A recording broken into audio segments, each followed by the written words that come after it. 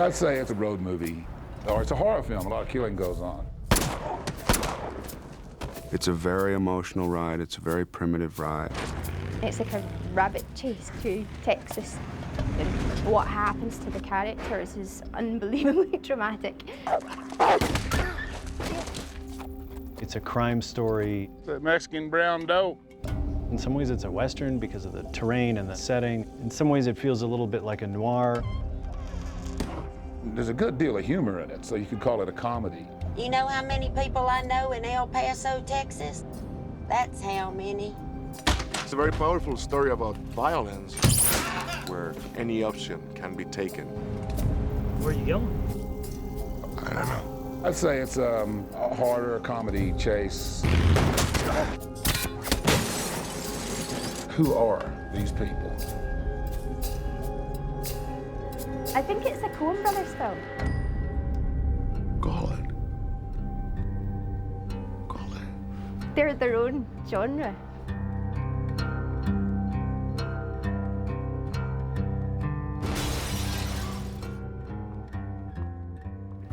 No Country for Old Men, the novel by Cormac McCarthy, is a book that the producer Scott Rudin had brought to us, thinking we might have an affinity for it, and we did.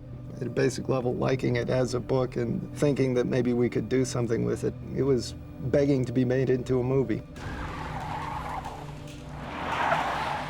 It read like a treatment for a screenplay, to me, but a screenplay for a very good movie.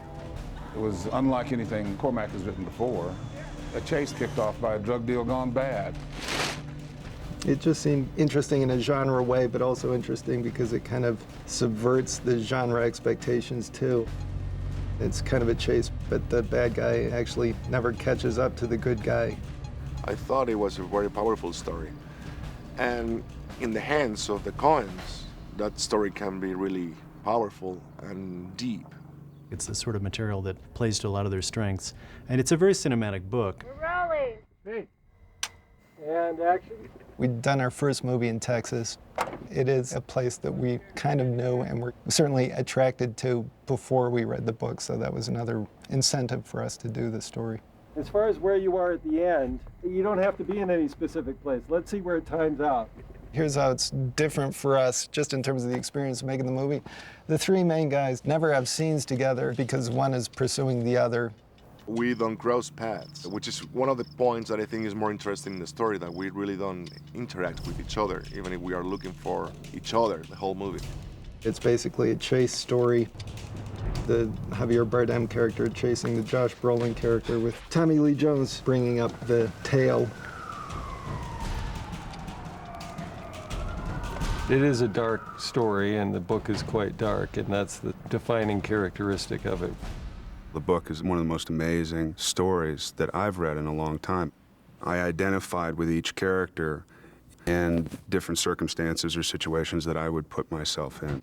If I don't come back, you tell Mother I love her. Your mother's dead, Llewellyn. Well, then I'll tell her myself. There was a somewhat lengthy search to decide who would play Llewellyn Moss. You need someone who seems ruggedly competent in a way, the real person who understands the country and really seems like they're from the country. We thought it'd be really easy because in our minds it's kind of the regular guy, and we thought, well, you know, we just need a good, clean kid. It turns out it's not that easy to embody that without either being dull or being not of the region, which is a bad thing because... Not convincing as a cowboy in a way. We were extremely fortunate to come across Josh, who is the perfect choice. You really feel like this is a Texan. He wore the cowboy hat before he showed up for this part. I mean, he really just kind of fit in really naturally. Reset to go again, please. I grew up working hard on a ranch, and I know these guys really, really well. Moss is just a compilation of a lot of guys that I grew up with. Ready? All these guys would do exactly the same thing given this circumstance. Action!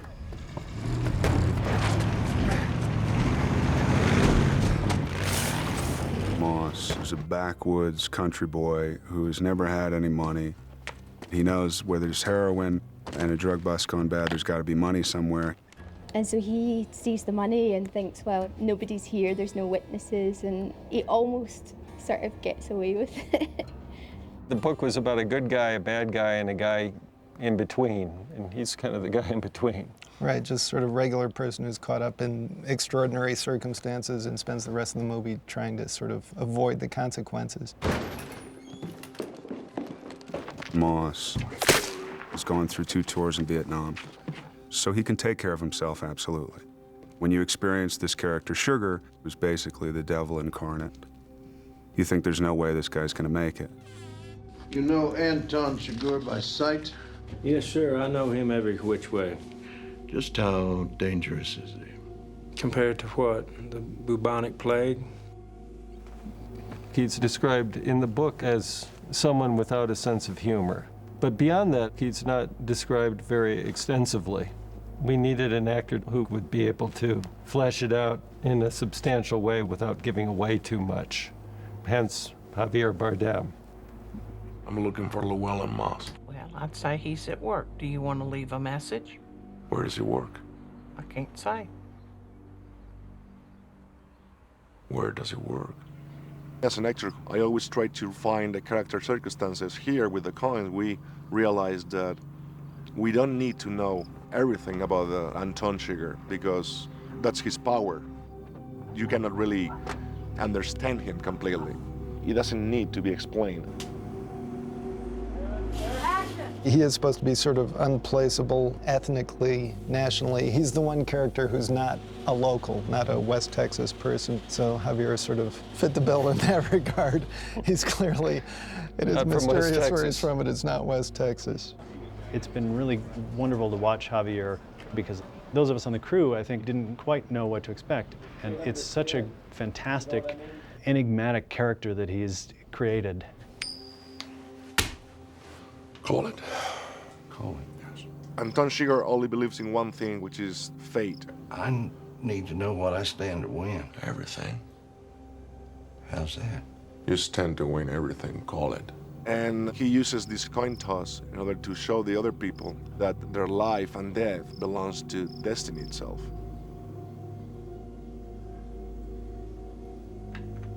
Well done.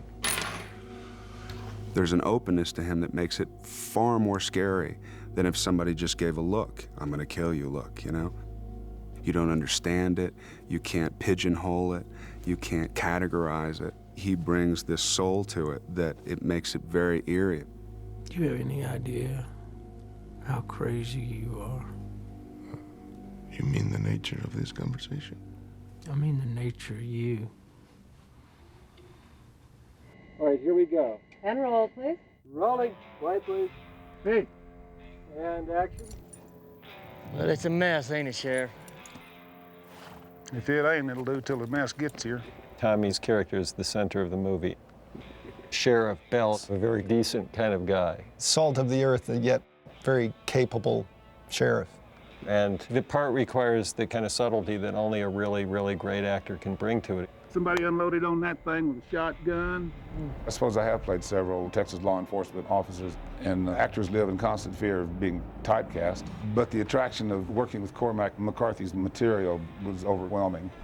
There's just a very, very few people who can carry a movie like this and also be in a real sort of fundamental way convincing as being of the region.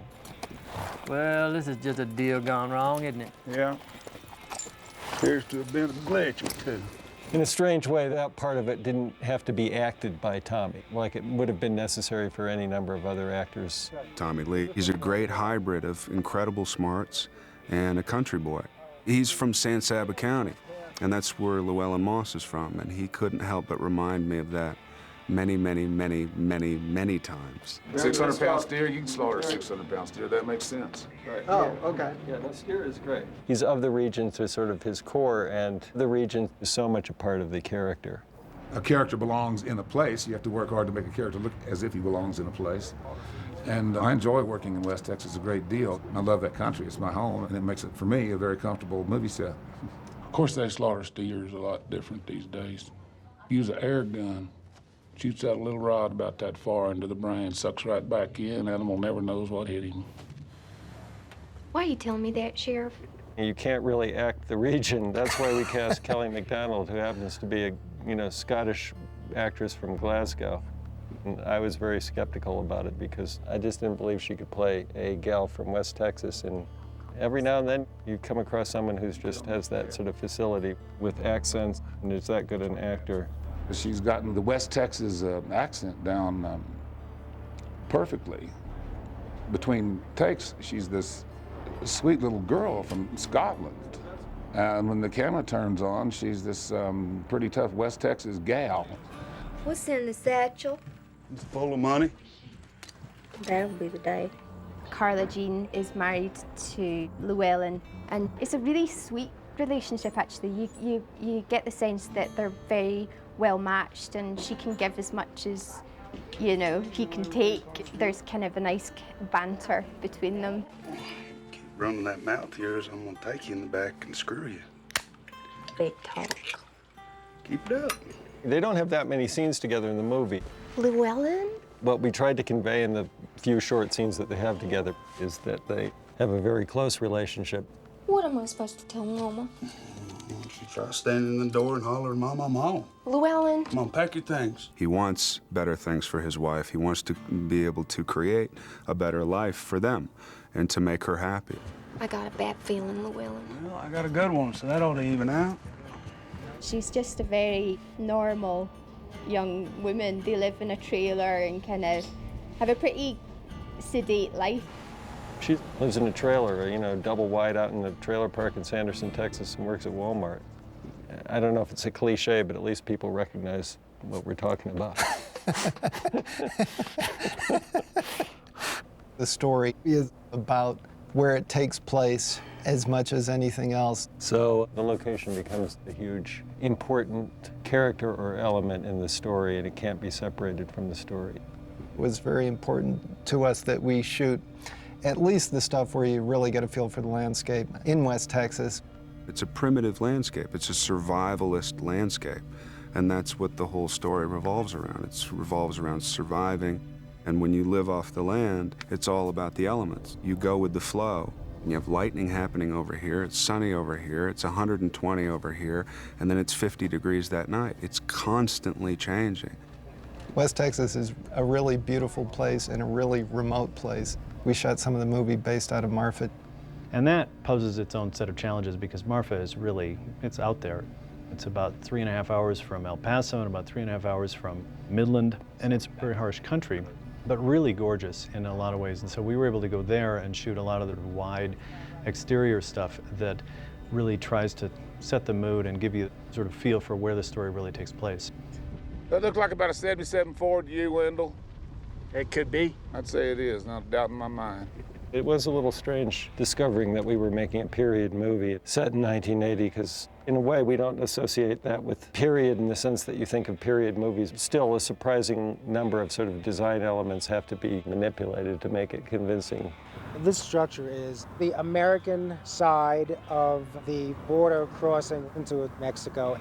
The whole thing was prefabbed at the stages that we're shooting on, but now we're in the process of putting the set dressing on there and making it seem like it's been here for 26 years. Taking the movie back 26 years definitely makes it harder. There's all the period vehicles that you have to find. They're all 70s or 80s vintage cars, and they're all this West Texas color palette that I had in mind. It's a little more tricky than doing something from the 19th century because that's, you know, a complete different time. And 1980 is not that far in the past, but it's far enough in the past that it's a little tricky to find things from that time. You got a pair of Larry Mann's, shoulder size 11? I'll check. It's before the internet, no cell phones. People didn't have to necessarily keep up with the fashion of the time, so they were looking very much like they did 10 years prior, some people 20 years prior. It's not often you see a Mexican in a suit. In West Texas, in the summertime, people wear straw cowboy hats because it's hot, and our movie takes place in the summertime. So Moss and Bell wear straw hats. But Sugar was, to me, the one that was left most wide open. He's a fish out of water, a criminal that was from another part of the country or another country entirely. Sugar is trying to fit in, so he has a denim jacket, but it's not like one that anybody else would wear. And he's a little bit more in with the times. His collar is a little bit bigger. He's got like one of those groovier belts. It's not a Western belt. And then I knew that he should have a boot that was almost like a weapon, and with a toe and a very slanted heel, and just sort of made you kind of cringe if you look at them. And so we actually made them out of alligator, and they're like bumpy and gross and pointy, and they could kill someone. You know how this is gonna turn out, don't you? Nope. And his haircut was so right, and I knew it, and he knew it, and Joel and Ethan just started laughing in a good way. Well, he has just a fantastic haircut. Yeah. Javier loved the haircut. His character has really evolved into this other thing. What we're doing to him and his look, would have never have thought that for the character. Didn't imagine that when we were, reading the script. There's Llewellyn there. He's somebody who needs to be able to blend into the environment where he goes. The fun thing about it is he doesn't blend at all. There's a scene in the film where the crime scene takes place. And when our character Moss first approaches it, there's bodies everywhere on the ground and a dead dog, a pit bull. And we've had to create all these bodies. That looks good, Christian. And the challenging thing was to create these bodies to feel bloated, dead, and burnt by the sun. It's because what happens to a body in the desert after 2 days is pretty horrific. How's everything, you think, looking? I think it looks fantastic. Okay. The sort of almost excessive nature of the blood and the violence in the movie obviously makes for some strange moments on the set. There have been many wonderful moments. Steve Root getting shot in the throat and gurgling. We shot Javier performing field surgery on himself in a crappy motel room. The prosthetic wound and all this sort of... blood everywhere. And with the opening scene, we just kind of leap right into the mayhem, and it sort of establishes the bad guy's character in a kind of graphic way. I got it under control. The thing that surprised all of us, I think, was the opening violence, strangling the deputy with the handcuffs. And it sounded like, it's a tussly kind of fight thing. No big deal. Oh, man. I was talking to Joel and he goes, we're gonna choke him. He's gonna die. His neck's gonna split open. There's gonna be some blood. And this has to be the most violent scene in the film. This has to be the most horrific, torturous, sort of choking scene ever seen. And so the question was how to make that look real and brutal without hurting either of the actors. Because to put any pressure on someone with a pair of handcuffs, your wrists go numb after a couple of seconds. You can't really feel anything with your fingers there, can you? With this hand? Handcuffs are not designed to be comfortable. So once you get down on the ground, the handcuffs pinch the arms and are on pressure points.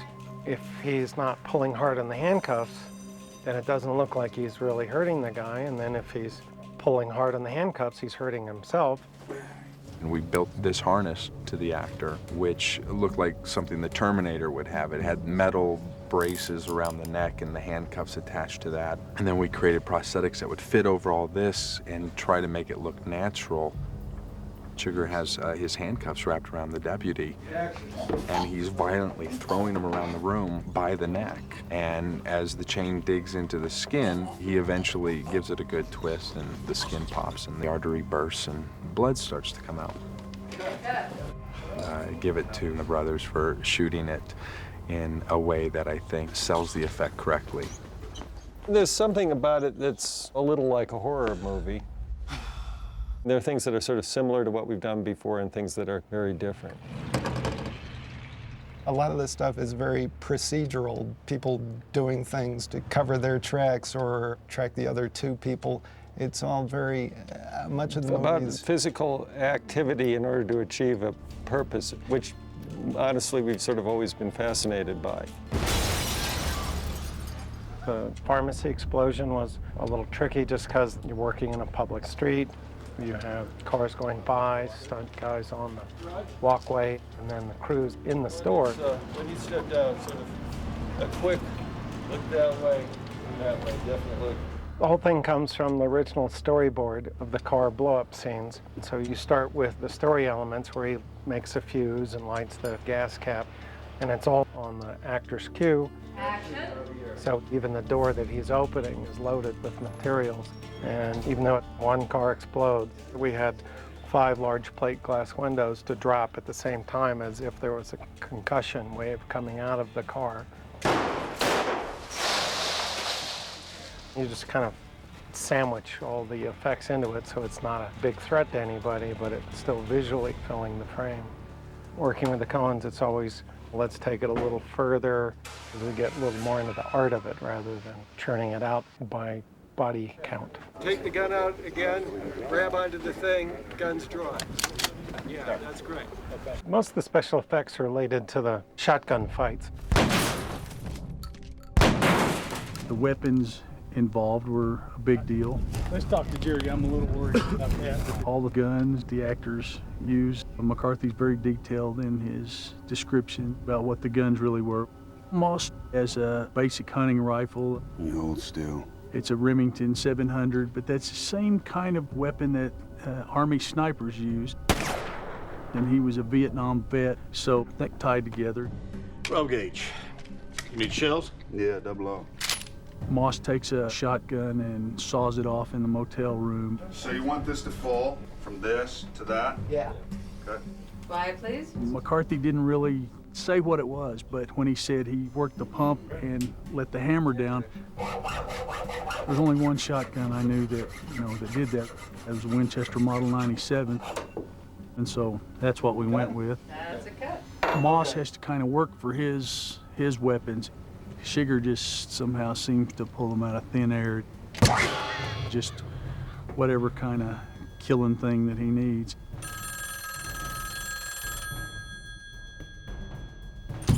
He has this shotgun with this silencer on it, which is a real unusual weapon, and we had to have that specially made to accommodate the description. What is that? I need you to step out of the car, sir. This cattle gun that he uses. What is that for? Oh yes, the bolt gun. It's modeled after the device used to kill cows, which is a steel bolt that goes through the skull. So we sort of took the look and made a set of guns, one that has an air cylinder in it to knock locks apart. And then the other one was a recoil model that would shoot backwards, so the actor had something to work with and he didn't have to totally mime it. It's as close as we'll come to a kind of action movie, although it is and it isn't. But like I say, it's the closest we'll come.